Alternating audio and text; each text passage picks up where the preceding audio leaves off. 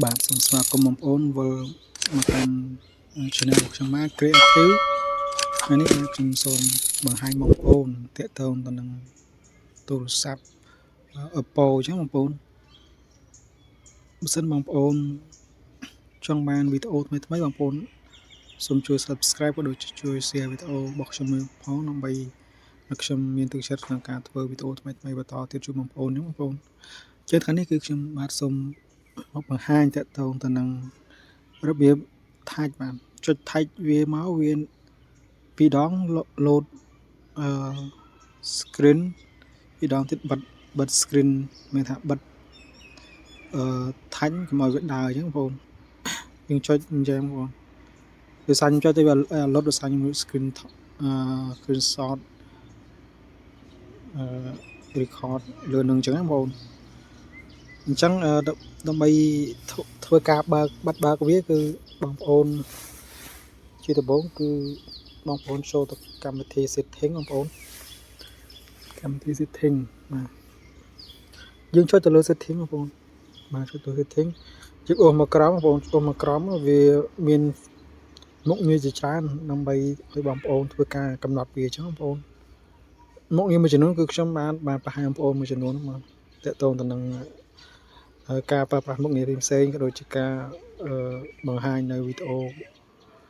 មុនបងប្អូនបានដឹងអញ្ចឹងបងប្អូនតែថ្ងៃនេះគឺខ្ញុំសូមបង្ហាញមួយទៀតតកតងនឹងរបៀបឲ្យយើងចុចប៊ូតុង power មានថា power យើងចុចបិទបើកអញ្ចឹងណាប៉ុន្តែយើងមិនបាច់ប្រើប៊ូតុង power ទេពេលខ្លះបងប្អូនខ្លះគាត់ប្រើទៅអាចខូចប៊ូតុង power អញ្ចឹងយើងអាចផ្លាស់ប្ដូរទៅអស់លុយច្រើនសម្រាប់យើងអញ្ចឹងបងប្អូនអញ្ចឹងបងប្អូនអាចប្រើវិធីកោស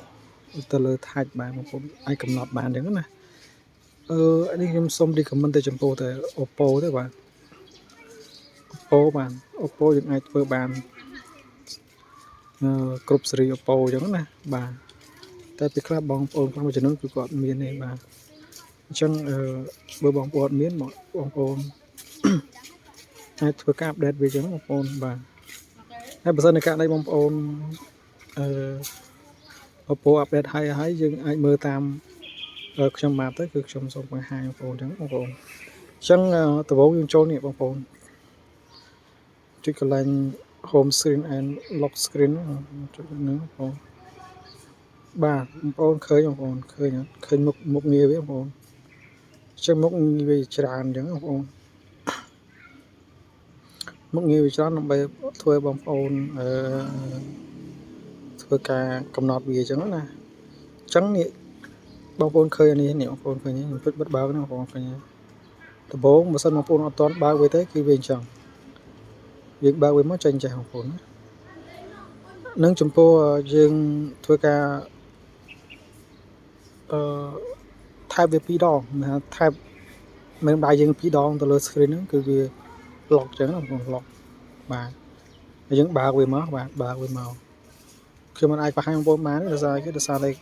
ខ្ញុំថត screen ក្នុងទូរស័ព្ទហ្នឹងអញ្ចឹងវាអាចធ្វើបានទេបងប្អូនបើទៅវាអាចលុតដាច់ខាងខ្ញុំបាទហ្នឹងណាបាទអញ្ចឹងយើងអូមកក្រោយទៀតមកបាទអូមកក្រោយទៀតឃើញមួយទៀត double tap to wake and turn on screen អញ្ចឹងដំបូងវាអត់មានទេបងប្អូនចេញអញ្ចឹងបងប្អូនវាចេញអញ្ចឹងបងប្អូនដំបូងគឺវាអត់មានទេគឺវាចេញលក្ខណៈបែបហ្នឹងណាយើងចង់បើកវា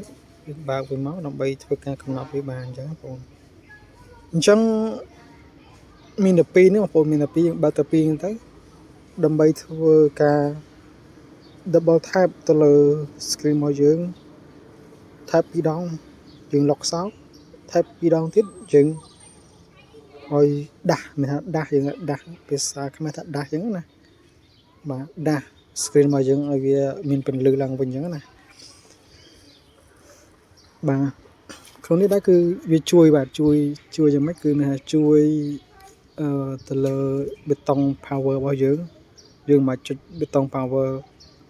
បិទបើកដើម្បីធ្វើការបិទឬក៏បើកវាទេបងប្អូនណាបាទព្រោះដោយសារយើងចុចច្រើនដងទៅវាអាចខូចបាទវាអាចខូចអញ្ចឹងណាបាទអញ្ចឹងយើងមានមុខងារនេះមួយសំខាន់ដែរបងប្អូនសំខាន់ដែរសម្រាប់យើងក្នុងការប្រើប្រាស់វាអញ្ចឹងណាអញ្ចឹងបងប្អូន អាចធ្វើតាមខ្ញុំបានបងប្អូនណាបាទអញ្ចឹងបើបងប្អូនតាមអត់ទាន់ទេខ្ញុំសូមបកមកក្រោយវិញបងប្អូនណាបកមកក្រោយមកបាទយើងបកមកក្រោយមកចុចកន្លែង setting បងប្អូននេះខ្ញុំចុចតាមខ្ញុំហ្នឹងបងប្អូនទូរស័ព្ទបងប្អូនប្រហែលជាមានបងប្អូនចុចតាមខ្ញុំមកនេះចុចកន្លែងនេះបងប្អូនចុចទៅនេះបាទចុចទៅនេះមកបាទយើងអូសមកយើងនេះពាក្យនេះបងប្អូនយើង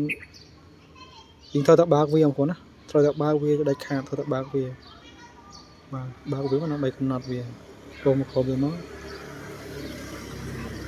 យើងត្រូវតែបើកវាអញ្ចឹងបើចុចនេះវាបិទណាបាទខ្ញុំប្រាប់ម្ដងហើយអញ្ចឹងយើងត្រូវតែបើកវាអញ្ចឹងបងប្អូនបើកវាទៅអញ្ចឹងយើងមានតែពីរទេបងប្អូនបើយើងចង់ចុច screen ណាបាទចុច screen ទៅវាលើកវា lock ហើយនឹងវាចេញមកលើវិញអញ្ចឹងណាដូចយើងចុច power